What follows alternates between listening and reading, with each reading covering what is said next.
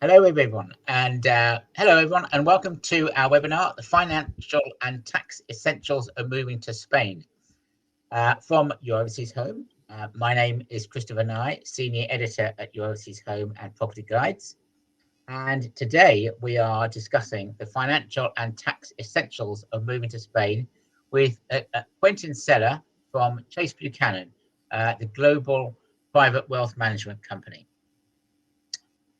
It's great to have you all with us today, a really big turnout. So it's clearly at that time of year, we've had enough of the cold and the rain and the awfulness, and we just want to get out. So I'm glad to see you here, and hopefully we can speed you on your way to Spain, but with a little bit more financial nous than you have now.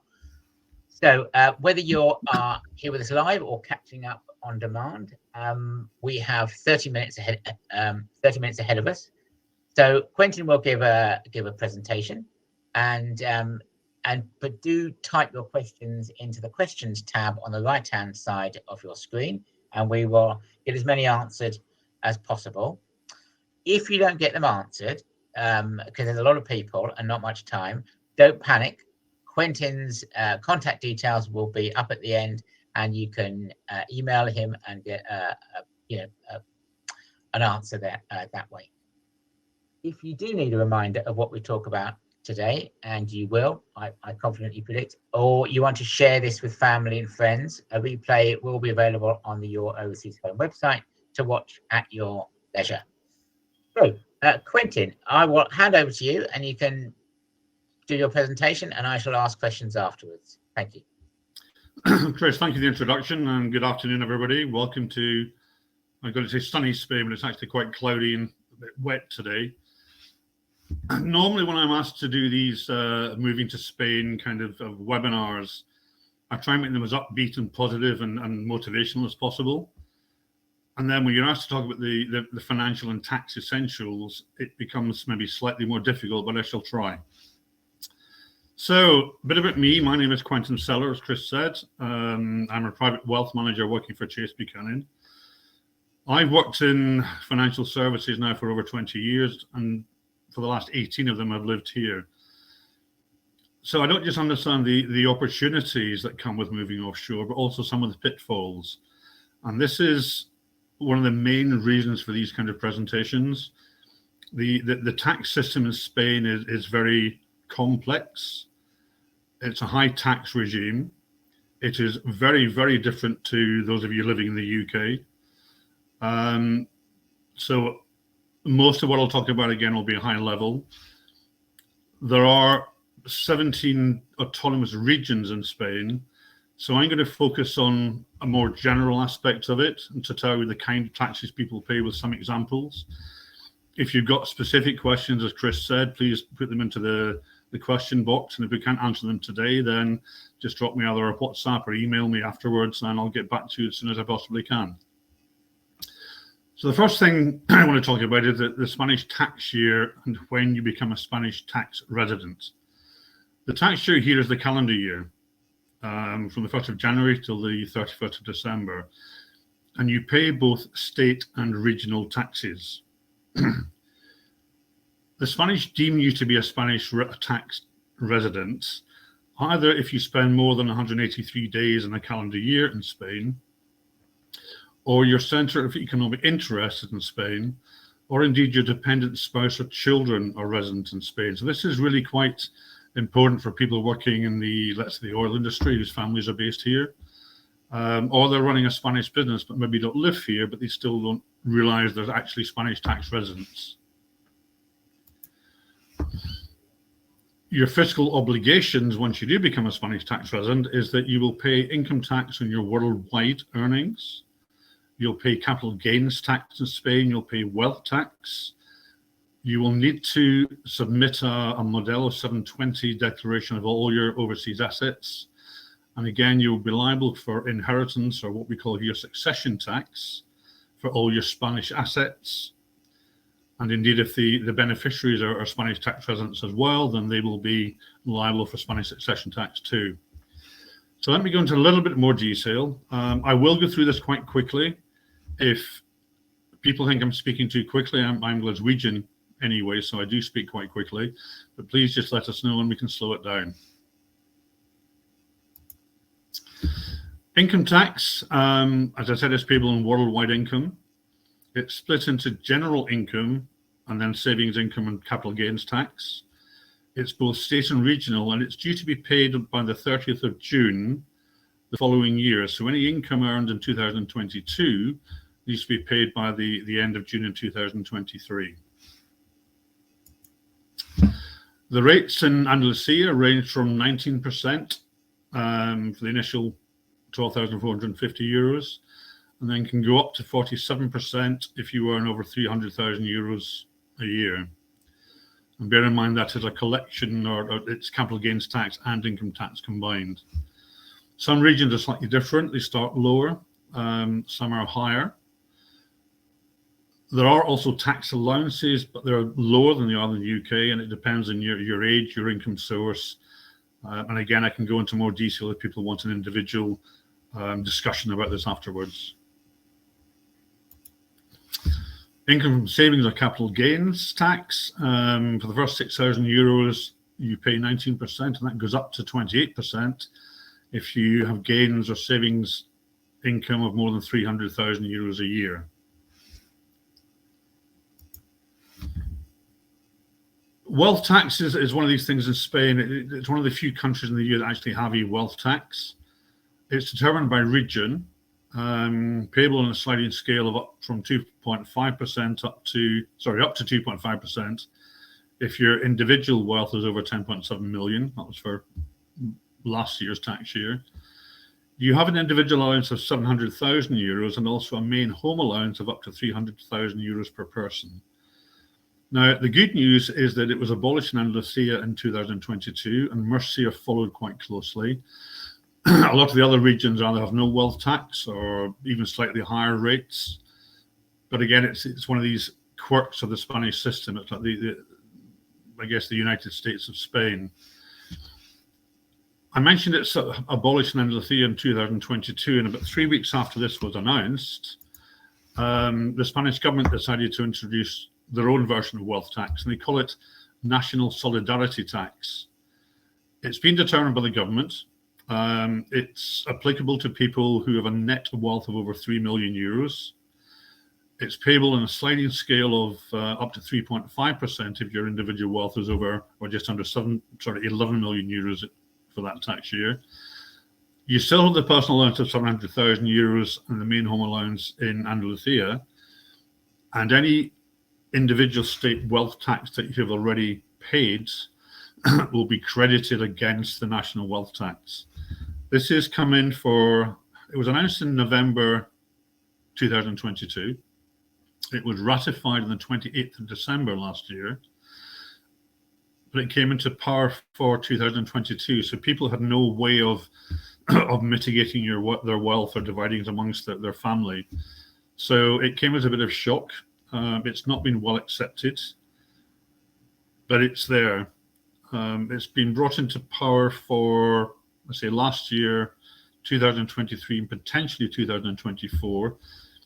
But in the Spanish tax environment, things can change very, very quickly. So it's very important to keep up to speed with what's happening by talking to people like myself or my colleagues, because we are aware of what's going on. We're not actually tax consultants, but we understand what's happening. We work with a number of independent firms.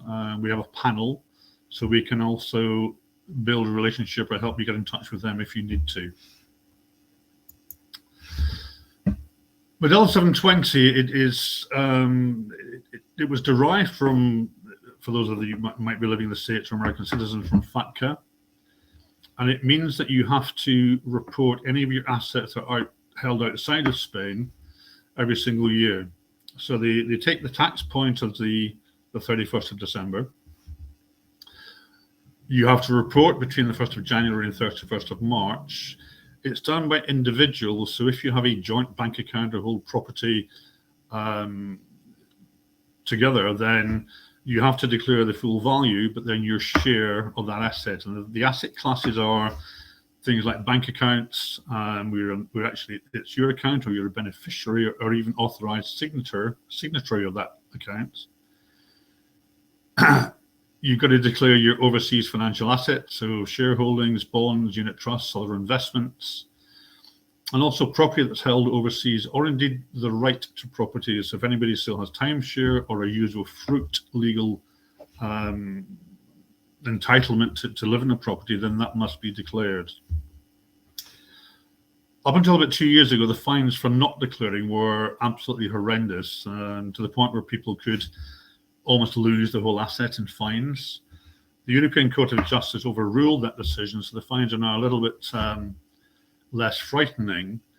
But things that you've got to be aware of is, let's say your grandmother opened a bank account for you when you were a child, and that account is still live but dormant. You can be fined for every line of data that is not reported. So this will, as I come to the end of the presentation itself, it'll come quite clear that it's vitally important for you to have a conversation with a regulated financial advisor who lives here, who understands the system, and can help you avoid the pitfalls. Looking at inheritance tax and gift tax, it's in the UK, generally when somebody dies, the estate pays any UK inheritance tax liability, and then the individuals inherit the asset. In Spain, it's payable by the beneficiary, not the estate, and it's also payable before they are allowed to legally inherit the asset. It's on a sliding scale, and it's determined also by kinship groups. So the sliding scales generally are from 7% up to 26%. I won't go into too much detail here, but where it is important is the actual kinship group. So group 1 is direct line descendants and descendants. Group 3 is other relative, nephews, nieces, aunts, uncles, adopted stepchildren. However, group 4, into that category, you've got unadopted stepchildren, you've got non-family members, and also civil partners unless they're registered in Spain. So a UK common law relationship is not recognized in Spain. So this comes into, or it becomes very, very important where people are in a second relationship, or they're not married generally, or indeed they've set up trusts for the beneficiaries, because in Spain trusts aren't recognized. So the beneficiary is actually inheriting from a non-relative, and therefore they come into group 4 and will pay almost twice as much inheritance tax as they would do if they inherited from a parent or grandparent. It's very important that you set up a Spanish will once you become resident here, because unlike the UK, which is a common law environment, in Spain it's civil law, so they operate a forced heirship system. And the clause that you need to include in your will is that you want your estate distributed under the laws of your country of birth. And this comes under the EU Succession Directive, which is also known as Brussels IV. So the pitfalls. I mentioned throughout the presentation this afternoon that the tax systems are different. Everything, if you're a UK resident or you've been brought up in the UK, that you've been savings towards or you've been incentivized to save into, things like ISAs, national savings income products like premium bonds, they're all, any gain, any win is liable for income tax in Spain. If you've got an offshore bond or an offshore investment that's not Spanish compliant, they do not offer the same benefits as they would do to a UK tax resident. And in some cases, if the investment is held in what Spain classes on the blacklist, so things like the Isle of Man, the Channel Islands, then they can be heavily penalised. The sale of a UK property will attract Spanish capital gains tax for Spanish tax residents, and also the tax-free lump sum if you're in a position where you're able to cash in your pension. In the UK, you're used to getting it free of tax. In Spain, it will be taxed as general income. And finally, as I said a second ago, Spain do not recognize trusts. So just to labour on the UK property point of view, if you sell your main property in the UK, your main residence in the UK, then you don't pay any capital gains tax. Once you become a Spanish tax resident, it is no longer your main residence. So you will pay potentially UK capital gains tax and Spanish capital gains tax. Now, there are dual taxation agreements in place that were in place before Brexit. So you shouldn't have to pay a lot of tax, but again, it's important to get your assets, your wealth structured properly before you make the move to Spain and become a Spanish tax resident. So to finish off, just a bit of a checklist, really. It's important that you do speak to a regulated financial advisor before you make the move. Timescales ideally are probably at 12 months if you can.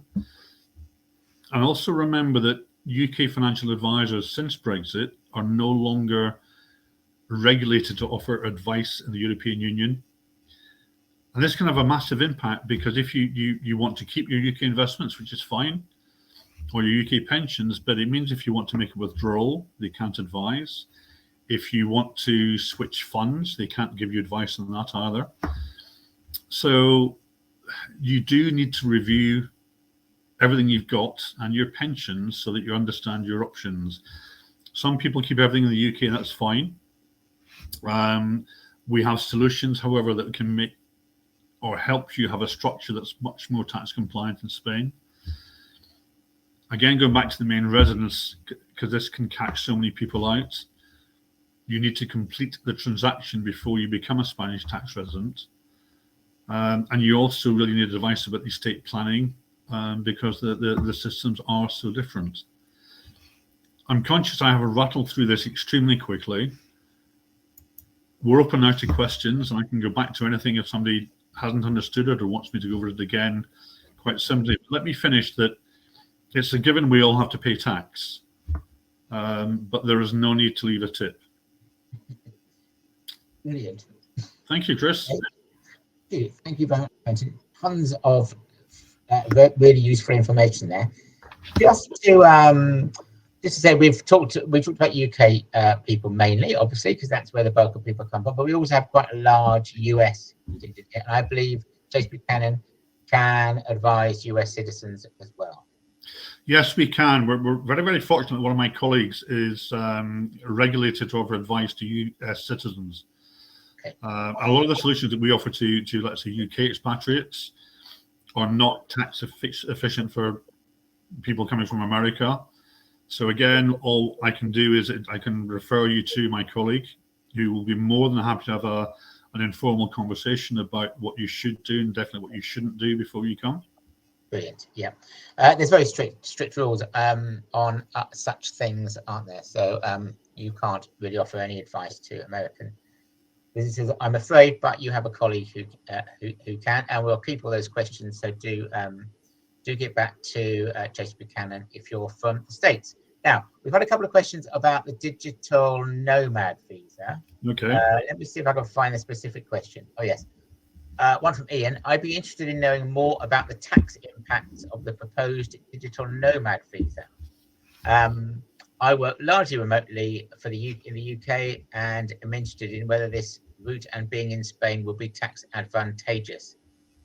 Perhaps you better explain what a digital nomad visa is first. I'm sure lots of people would like to. Okay, I mean, thanks for the question, Ian. The digital nomad visa was something that was being talked about for a couple of years and introduced finally last year, where it allows people in certain situations to still work for a UK company or a company overseas, but live in Spain. The rules are quite complex, and it may not be for everybody, but it helps you along the way to potentially getting a non-lucrative visa or a residence visa, I think after 12 months. It's something I'm not a specialist in, but I know that the interest has risen dramatically. I mean, even before Brexit, there were lots of people coming across to work here. there are a lot of Scandinavian people, rather than people living in Northern Europe, who are moving down here because, again, they're part of the Schengen area. There's no problems, there's no limits. But this has opened up a tremendous opportunity for people in the UK or the States or other, dare I say it, countries that are deemed as being third world. So, Ian, if you drop me an email afterwards, we can have a discussion and I can let you know all the details for that. Okay, thank you very much. Now, just thinking about those different regional advantages. So, I remember Andalusia put in this took away its wealth tax. Yes. And now, presumably, the point of that was to draw people away who might have been retiring to the Costa Blanca, say. So, are the advantages so great for some people that it's worth looking at where you will move, because it could be quite severely tax advantageous for you, even within Spain? Yes, it is, and it comes down to it's not just the wealth tax situation. I mean, Andalusia got rid of it purely because they wanted to attract high net worth individuals, and the wealth tax, the rates of wealth tax were putting people off.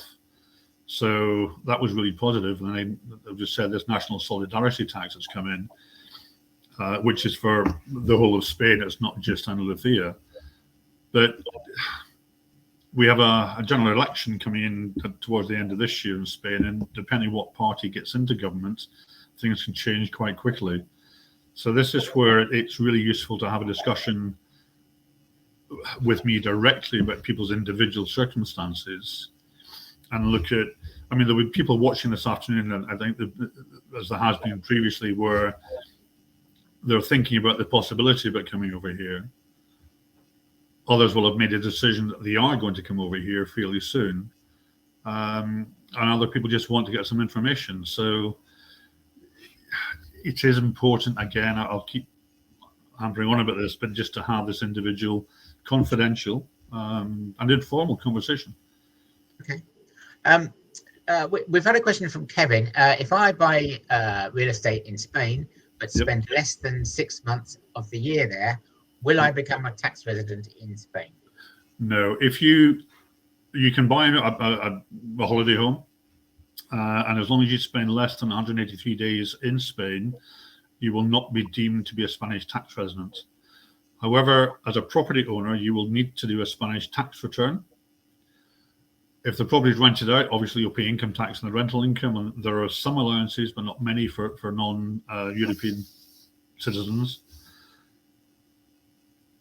Also, if the property is not rented, in some regions it may be deemed to be rented, and you'll pay a nominal tax on that. And again, this can vary per region. So again, it's important. Let's have this conversation. Okay. So if you're need to do a tax form, even if you're not resident, I noticed that it's 5 days till our tax returns have to be in. Is that something that you help people with? I know there used to be, did there not used to be, or still is, someone in Spain called a gestor who would help you with it, with that kind of thing? Yeah, I mean, you can either use a Spanish accountant, you can use what we call a gestor, who helps with all the administration and can submit your tax return for you. There are also, most of the Spanish tax forms are available online, and a lot of them are in English. So they're fairly simple to complete, but I would always recommend that if you don't fully understand the system here, then employ a gestor to do things like Modelo 720, your tax return for you. It may cost you a couple of €100 to get done, but it gives you the peace of mind that it's been done correctly. Okay. A question from Catherine. Would it be feasible to leave a UK address to claim my personal and UK pension as opposed to a Spanish address?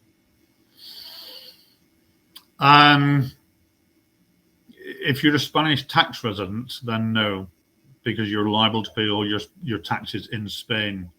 You can keep a UK bank account, although some banks are stopping that now. You can have your pension paid into the UK. You can have your pension paid into Spain, And what most people do is they contact HMRC and the pension office, and they can get their pension paid gross of any UK tax and paid into the UK, and that classifies for state pensions or for private pensions. Some Crown pensions are taxed at source, so they're treated slightly differently in Spain, although you won't pay tax twice. Okay. Question from Paul. If I was to take my tax-free portion of my pension, Yes, before obtaining a visa, is there a way of keeping it tax-free once I get the visa? as long as you take it whilst you're a UK tax resident, then you'll get the 25% free of tax. Okay. Which right. Yeah. is yes, I think answer the question, because if you haven't got your visa yet, you still must be a UK tax resident. Okay. Okay. It gets complicated, doesn't it? It does. Okay. Right. Let me find it. Which taxes apply to a UK property owner? Oh, well, you've already explained this a bit, but which tax applies to a UK property owner who is not resident in Spain for 183 days a year? Just normal UK taxation. What about? But presumably, if you're renting it out, then you're paying tax on your rental income. Chris, it comes back to the same point, though. It's like if you're not living in Spain for more than 183 days in the calendar year, then you're not deemed to be a Spanish tax resident, so don't worry about it. Oh, I see. Right. Okay, sure.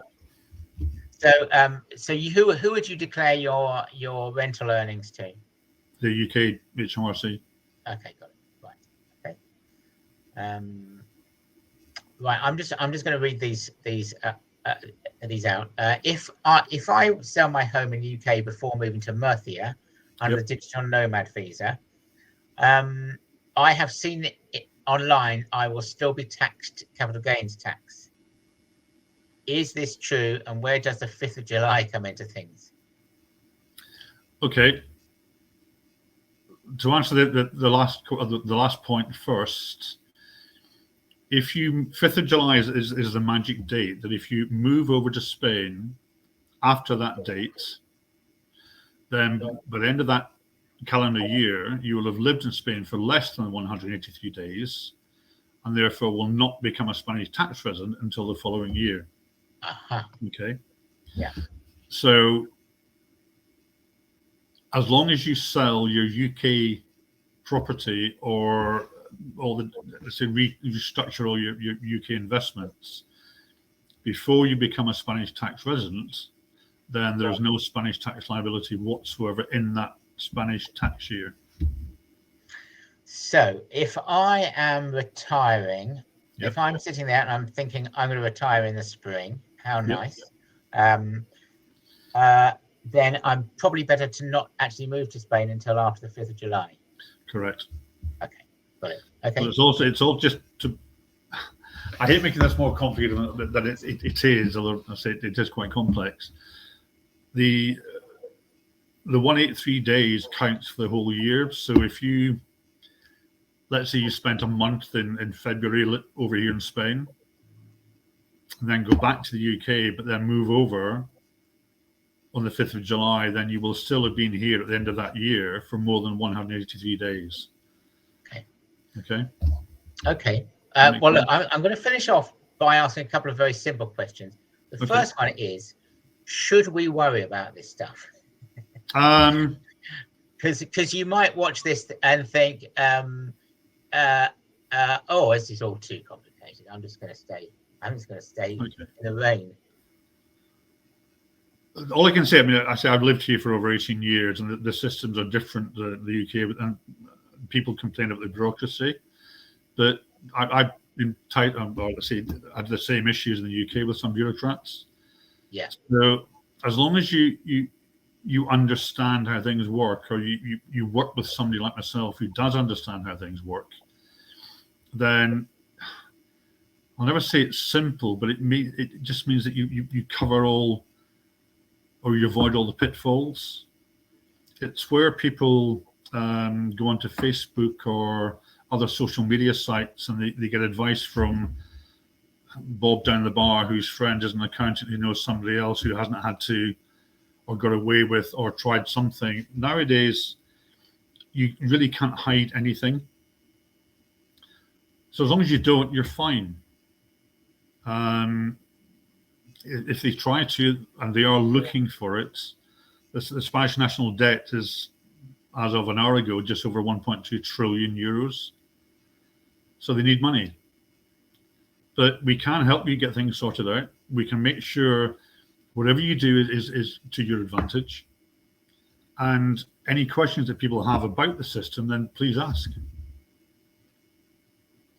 Brilliant. Okay. And also, would you say overall that most people, when they move to, when you move to Spain, would you say you're going to end up paying a lot more tax, or the same tax, or a bit less tax than General, I think, based on my own personal situation, I pay slightly more tax than I would in the UK because the allowances are less. The individual tax allowances are less, but then the cost of living is less as well. Yes. So my money, my net income goes a lot further. I have more disposable income here than I would have in the UK. So, like all these big decisions, it's cost and value. And personally, again, the value of living here with the culture, say the general cost of living, but also the climate. I was in Scotland last week, and I left Malaga, or left home in Malaga at 3 o'clock in the morning to go to the airport, and it was 16 degrees. I landed in Glasgow, it was -5, and I've got to say I cleared more frost off my car on that 5-day trip than I have in 18 years living here. So there's there's loads of benefits to living here. And yeah, I'm more than happy to talk for hours on it, but we haven't got hours today, so I won't. No, we've run over time already. Okay, well, look, thank you very much, Quentin, for your insightful tips and advice. We would urge people to get in touch with you directly and discuss your requirements in more detail. And we'll send an email out to everybody with your contact details. Yeah, we haven't. I don't think we've quite opened registrations for it, but do look out for Your Overseas Home Virtual, our big property virtual event where you can spend all day asking questions and also seeing obviously thousands of wonderful properties too. So thank you to our viewers for watching this session. We wish you the very best in your move overseas, and thank you very much to Quentin Sellar from Chase Buchanan. Thanks again, and happy property hunting. Yep. Thank you again, everybody. It's been a pleasure. Bye. All right. Bye for now.